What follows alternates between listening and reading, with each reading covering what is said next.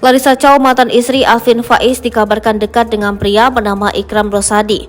Dugaan ini muncul karena belakangan Larissa Chow kerap membagikan kebersamaannya dengan Ikram Rosadi di Instagram pribadinya.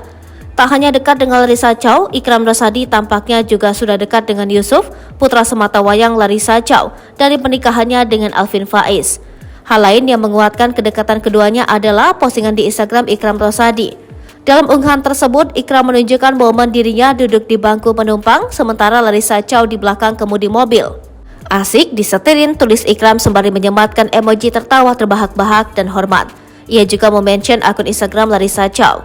Karena dikabarkan dekat dengan Larissa Chow, siapa sosok Ikram Rosadi kini jadi sorotan.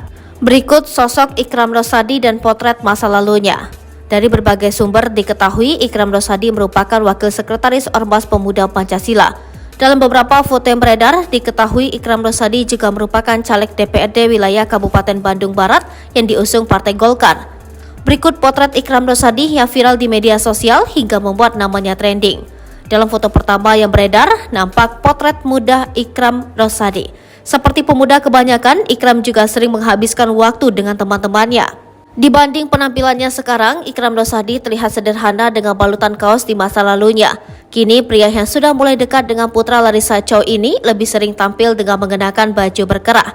Di foto lainnya, Ikram terlihat tampil mengenakan seragam kader Partai Golkar. Ia rupanya mencalonkan diri sebagai caleg di daerah pemilihan 2 meliputi Cipatat, Cipendei, dan Cikalong. Dalam unggahannya di Instagram, Larissa Chow terlihat meminta izin pada sang putra Yusuf untuk membawa seseorang baru dalam kehidupan mereka.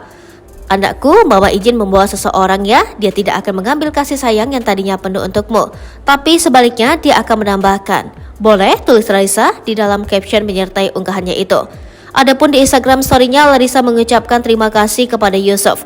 Ia bersyukur Yusuf memberinya ruang memulai hubungan baru. Nak, terima kasih telah memberi ruang untuk mama bisa memulai, tulisnya. Dalam tulisannya, Larissa menyinggung sosok yang tidak suka melihatnya bahagia. Ada yang tidak suka melihat mama bahagia, tapi asal Yusuf mendukung itu sudah cukup imbuhnya. Larissa juga menjuluki pria spesial itu dengan julukan si baik hati.